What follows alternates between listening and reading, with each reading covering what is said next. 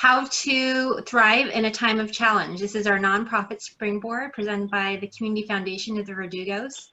My name is Faith Prescott. I'll be the host for today's webinar and moderator, so I'll be fielding any questions and the chat portion during the webinar. To access the chat and the question answer feature, you can kind of hover over the window and the chat icon or the question answer icon will appear. During this time, all attendees will be muted aside from the panelists, and question answers will be fielded through the question answer feature of our Zoom call. Today's format, we're going to have 20 minutes of presentation followed by 10 minutes of question answer. That way we'll kind of fit everything into 30 minutes. And I just wanted to provide a disclaimer here that the webinar is intended for educational purposes only and should not be construed as providing any tax, financial, or legal advice. Please consult with your own tax, financial, or legal advisor as part of your situation. Joining us today, we have some wonderful members from the Community Foundation of the Verdugos. We have on Edna Korinsky, who is the Foundation's Executive Director, and she will also be available during the question and answer. We have DeLynn Russel, who will be giving us our opening remarks and welcome for this presentation. DeLynn is a certified financial planner at Osher van de Voorde Investment Management, and she's also the president of the board of directors for the Community Foundation of the Verdugos. As a certified financial planner, DeLynn is part of an advisory team of wealth management professionals that provide investment counsel and life planning to high net worth individuals and families. Next, we'll have Lee Walkner. Lee is the CEO and creative strategist of Counterintuity, a strategy and marketing firm in Burbank. Counterintuity has won 38 awards in recognition for its success in creating compelling marketing campaigns that include branding, design, copywriting, and counterintuitive marketing campaigns. He's a past president and current board member of the Community Foundation of the Verdugos and of the Burbank Chamber of Commerce, and currently serves as board chair of the Moving Arts Theater Company. He's previously has led several nonprofits and is recognized by the state of California as a California thinker. Followed by Lee's presentation, we'll have Bud Allman. Bud is a member of the American Institute of Certified Public Accountants and the California Society of CPAs. He has 40+ years of experience in public accounting with local CPA firm KKAJ and working with small businesses, nonprofit organizations, and individuals providing consulting, tax, accounting, and auditing services. He's a current member of the board of the Community Foundation of the Verdugos and the Burbank Noon Lions Club. He's past board chair of the Burbank Chamber of Commerce. Welcome, everybody. So with that, I'll throw it over to DeLynn. Thank you, Faith. My name is DeLynn Russel. I am the president of the board of directors of the Community Foundation of the Verdugos. And we wanted to thank everyone for joining us today and taking the time to participate in this webinar. As a foundation, we are definitely committed to working with local nonprofits in the very best way that we can, especially through education and awareness. So we're excited to have this webinar today where we will be addressing the payroll protection program and having some great information to review not only how to obtain a loan, which is available for nonprofits, but taking the steps that's necessary in being successful in having that loan forgiven. We did want the participants to be aware that the Community Foundation of the Verdugos 2020 grant cycle will be restricted to nonprofits in the mental health and social services areas. Due to the pandemic, the Foundation's board approved this restriction to mental health, as these will be the nonprofits that will be really dealing with sort of the long-term effects of this pandemic. The application deadline to submit a request for a grant is June 1st, and more information about that can be found on our website at cfverdugos.org. And lastly, we wanted the participants to be aware that we have also launched COVID-19 Rapid Response Fund.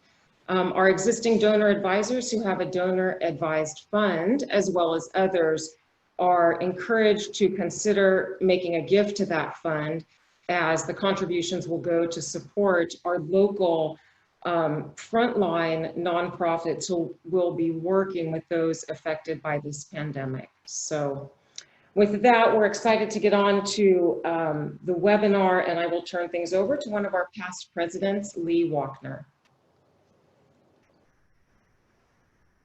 Lee? Hello. Thank you, DeLynn. Thank you, Faith. Nice to have so many people joining us at the moment, and we will be recording this, as Faith mentioned, so that we can share this afterward. I want to start by saying it's an honor to serve on the board of the Community Foundation and to meet so many of our grantees and to recognize the impact we have in our service area. And it's a real pleasure to serve alongside my fellow board members and our executive director and the rest of the staff. So it's nice to be here today, and thank you for putting this together. Can we have my first slide, please? There you go. So the first thing I'd like to advise everybody to do is to be thoughtful, be strategic, and apply calm wisdom. It's human nature to be reactive, of course, to respond in an emergency, and that's the immediate fight or flight response that we're all susceptible to, and we can thank evolution for, and that's why we're still here, because we have a fight or flight syndrome. But it's also useful to look ahead past the situation and to ask yourself, when the rebound comes, how can I be part of the rebound? How do I make sure that my nonprofit doesn't just survive right now, but how can I position it to thrive? Because we need your nonprofit. We're all here related to nonprofits and the nonprofit service network, and your nonprofit must be essential because that's why it exists. So the focus of what I'm going to talk about is how to look at the challenges of today and position yourself for today and for getting out of this. So let's go to my next slide, please. So my very first recommendation is to focus on your essential services. What's the essence behind what you do? What's the reason for your existence as a nonprofit? How can you focus on delivering that? So one of the things that the Community Foundation is important for is that we are a nexus for information. We're very well connected across our region and across the nation. We participate in the National Council on Foundations, and so we have our finger on the pulse of what's going on nationwide. And so for that reason, we felt it essential to have this webinar today to communicate some things to the nonprofits that we serve and to the larger region. And so for us, communication is an essential service. What is your essential service? We all do all sorts of things at our organizations, our companies, our nonprofits, and our businesses. What is the essence that you can focus on that people really rely on you for? And therefore, what can you effectuate in this challenging time that relates to your essential service so that you don't run the risk of just disappearing at a time when everybody really needs you? Next slide, please. So then ask yourself how you can repurpose, excuse me, to fit today's reality. And I'm going to give you a couple of examples. We can't all conduct business the way we were doing even 4 weeks ago.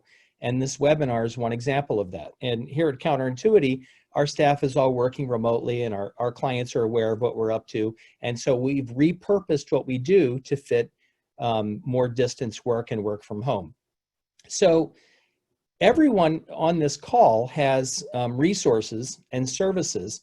And the question is, how can they be repurposed to fit what's going on right now? And I'll give you an example. Red Roof Inn, for instance, is offering its empty rooms because no one is vacation traveling. It's offering its empty rooms as remote work offices for $29 a day. It's not as much revenue as they're used to getting, but for $29, you can get a Red Roof Inn room as your remote work office, and they've got free Wi-Fi. That's a pretty good deal.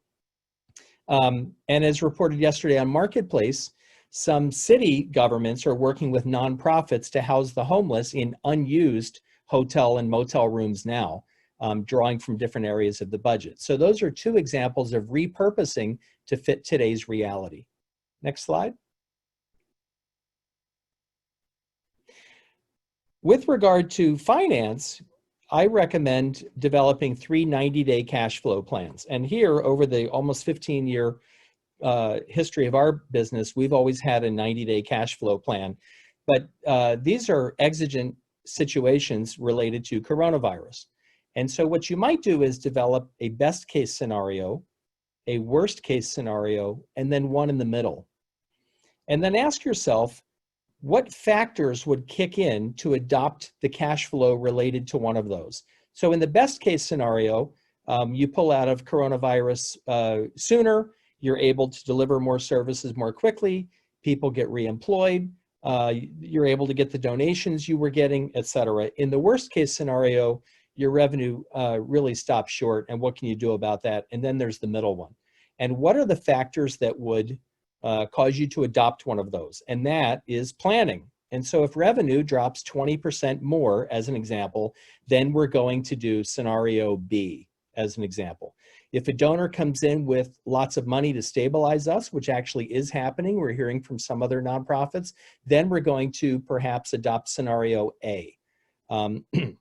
The nice thing about these sorts of plans is they give you comfort and they give your key stakeholders comfort, rather than not having a plan, which of course creates misery and uncertainty. Next slide.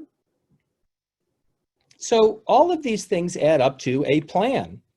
And do we have my quote on the next slide that I asked for? Possibly. We put this together very quickly.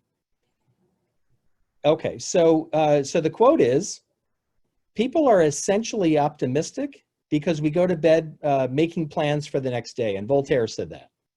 And so therefore, the benefit of a plan is plans are inherently optimistic. They give people comfort. Oh, you've made a plan for the future, I guess you'll be here. And so it's important to develop plans from your nonprofit that will serve today and for the future. Better to plan and control what you can than to despair about what you can't. The things outside your control are outside your control. What can you control that you can effectuate, and what are the triggers to effectuate those things? And then next slide. Communicate your plan. If your nonprofit is essential, and I'm willing to bet your nonprofit is essential, and that's why you're on this call, people will want to know what you're up to, what you can do to help, what you provide, and how you need help. Communicating that plan gives them comfort that you know what you're doing and that you have contingencies. It just adds to your credibility and authority, and it comforts people when they know you have a plan, and it inspires them to develop your own plan. And inspiration is at the heart of nonprofit service. And I say that having done lots of nonprofit service, as everyone else who is a moderator on this or leader on this meeting. Because you're essential, it's essential and it's your duty to apply for every eligible bit of government assistance that you are eligible for. And one of the things that I discovered in some of my nonprofit service was right away, some folks felt that nonprofits weren't going to be eligible. And that's because nonprofits and the arts community in particular have frequently been left out of this sort of government funding. Well, we're eligible this time. And so my friend and colleague, Bud Alleman, is going to talk to you about how to apply for the immediate government funding that's aware. And before we do that, let me just close on, what's my next slide? The best way to predict the future is to create it. This today is not the day-to-day that any of us sought or that any of us wants, but it's the day-to-day that's here. The best thing we can do is plan for a better future and help make it happen. And with that, I'm going to turn it over to Bud Alleman. Lee, can you guys hear? Yeah. All right. Anyway, thank you, and for everyone being on this call, for Faith setting it up, DeLynn, everyone. What I'm going to talk about here is something that some people know about and some people don't know about, but it's The bill that just passed, it's called the stimulus bill, which is the Coronavirus Aid, Relief, and Economic Security Act, the CARES Act. Inside of that act, there's numerous stimulus items, but one of them is called the Payroll Protection Program, or PPP, which is an SBA loan to assist businesses to keep their employees onto the payrolls. Now, the question is, everybody's heard on the news, business, business, business, but really what makes up the people that can apply for these are small businesses, generally less than 500 employees, but there's some other SBA definitions. Also, 501c3 nonprofit, 501c19 veterans organizations, and some tribal businesses. So what we're finding out here is that nonprofits are also businesses, also have employees, and also would like to retain them. Or the government would love to have them retained as employees. So one of the key figures is, how do we find out how much the loan is? So the loan is calculated as, and this gets into the weeds just a little bit, 2.5% of your average monthly payroll. So well, what's my payroll?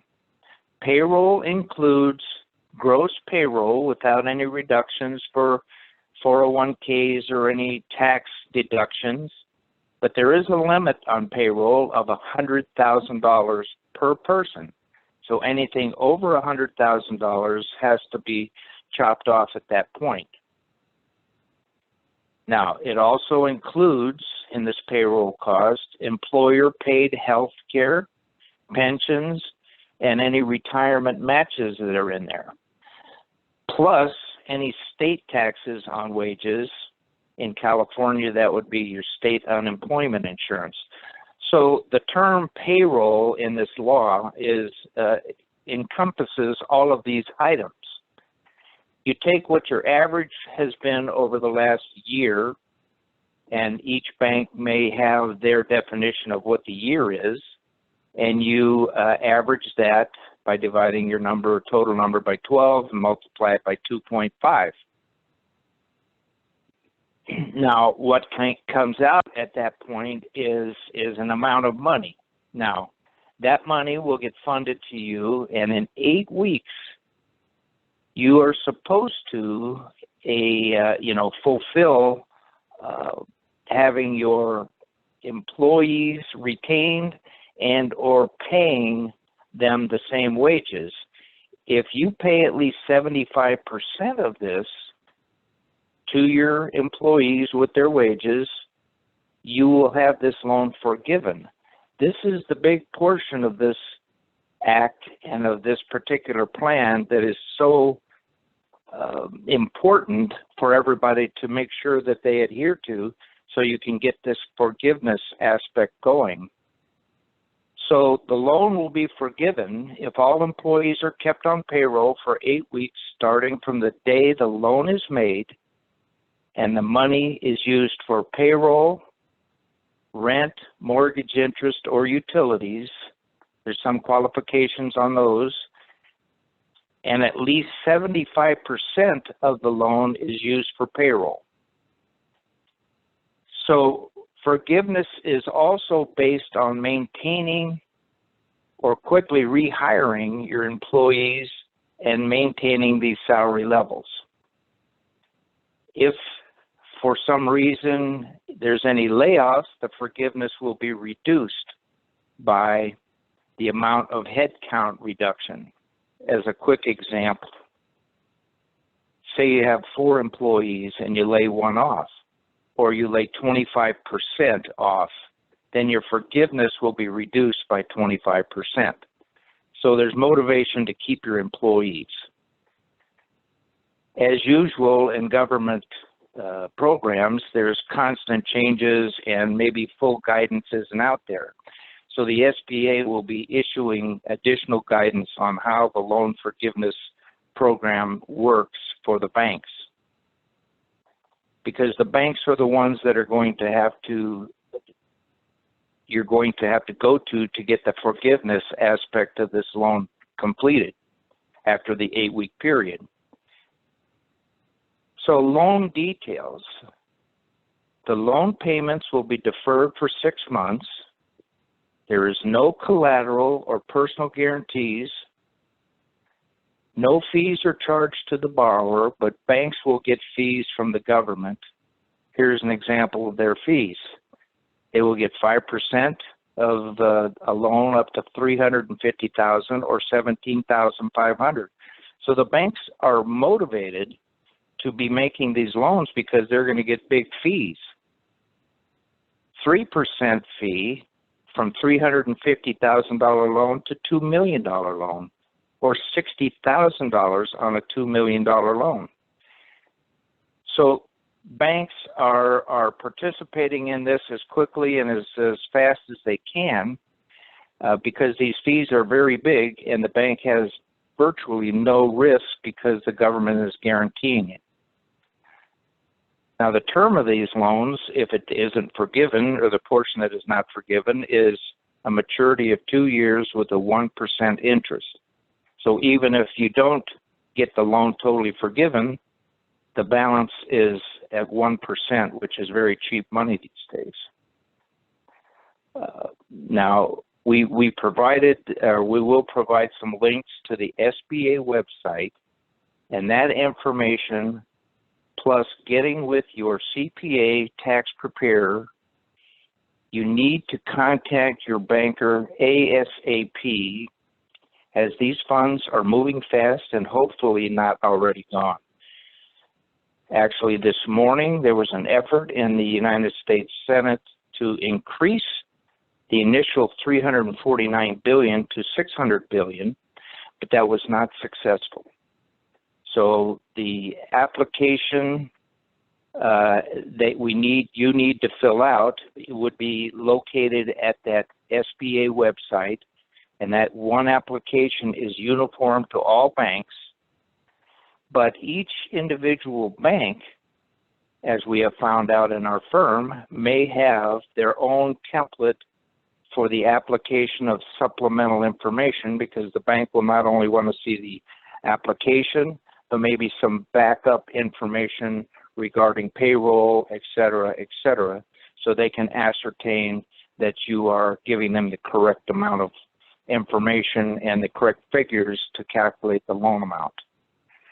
Now, there's also in the information a link that came from the AICPA regarding the template of how you calculate the loan amount, and a link to the SBA question and answers. Now, on this particular loan, the lenders can be any existing SBA. This is a section in the SBA law 7A lender, or any federally insured depository institution, or a federally insured credit union. So the PPP is theoretically available until June the 30th of 20, but no one thinks that these funds will be available and will last that long. So my bottom line piece of information on this particular loan is get to the banker as soon as possible. Try to get yourself in line.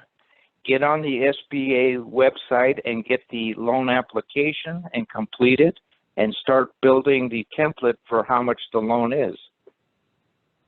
This is not free money, and it is a loan, but the forgiveness aspect of it seems to be fairly easy to accomplish and should be available to just about everybody, 501c3 organizations included. Now, there is also, I'm going to go on to another program, that is available, and this is called the Economic Injury Disaster Loan Emergency Advance, short EIDL. The overview of this particular program is that small businesses can receive $10,000 advance that will not have to be repaid. And this also is open to small businesses with less than 500 employees, including sole proprietorships, some independent contractors and self-employed, and private nonprofits under code sections 501C, D, and E of the IRS code, and faith-based organizations. Now, when it says 501C, that includes 501C1, 501C2, 501C3, 4, 5, 6, all the way up to 501, 19, or 20. So any organization that has 501C in their name and their application for exemption should be able to apply for this. This particular program does not run through a bank, and you apply directly to the SBA by going to the SBA website, finding the application, submitting that application, and if the advance funds are available, they should be available within days of a successful application, and again, not have to be repaid. So all of these programs that we are talking about here are available to 501c3s. Only the EIDL is available to other nonprofits other than 501c3s. So these programs are the government trying to stimulate the economy, push money out into society, into the economic vibrance of this country, so that employees can be retained and or cash flow can be maintained to keep the employees on. So I'm going to wrap this up by saying, get with your bankers and get on the SBA website. That will be tremendously important, and hopefully enough funds will be available either now and or in the future to fund these requests that are made. So thank you for participating, and thank you for listening to us. I think these links will be, oh, I see them right there right now. So they'll be on the information that is provided. Thank you so much. Thank you, Bud. Yes, we'll be sharing out the links after this webinar presentation. And Bud, you also sent over an Excel spreadsheet, and let me just pull it up real quick here on the screen so everyone can see it. It's a template that, will walk you through the paperwork to submit for this, along with instructions. So we'll also share that out during this, following this webinar as well. I want to open this up. Go ahead. I just wanted to say on that template, you go to your banker, he may have a different template, but this is just an example of a template. Thank you. So I want to open this up to a question answer here. Are there any questions that we want to ask either Bud, DeLynn, or Lee during this time? I don't have any question answers in the queue right now, but if anyone wants to add them, we'll give a minute or two here to quickly add them in, or you can also add them into the chat by kind of hovering over your Windows screen, and you'll see the question answer and the chat icons appear.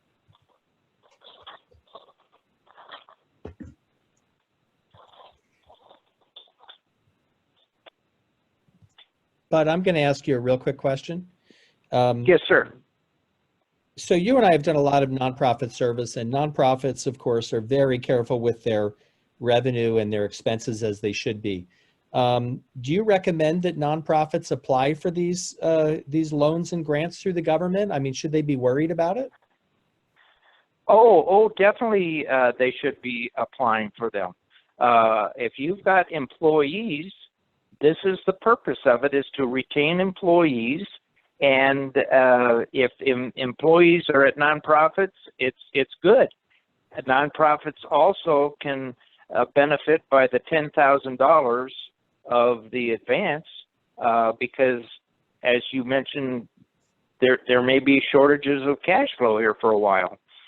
So this economic downturn, to a certain extent, is going to affect everyone, including nonprofits, which, in my mind, are businesses also and have employees. So yes, I would suggest everyone look at this very seriously. All right, we have a question. I'll just ask it to all of you. So is there a general application we can download? And we are being told that banks like Bank of America and Wells aren't accepting these applications. Do you know anything about that? The only thing I do know is that Wells Fargo was capped at the amount of loans that they could give because of some restrictions that were put onto them. My information says that yesterday the Federal Reserve took that cap away from Wells Fargo, and they should be in this program just like every other bank is in this program at this point. Now, you know, whether banks are overloaded or I don't think the money is gone yet, so I think banks are going with their existing customers now, and Bank of America said they're going with their existing lending customers, so ones they have lending relationship with, and then they will go on to other people. So their queues may be just full up, but keep checking Wells Fargo constantly, because they may be getting down to the branch level now, the authorization that they can accept applications.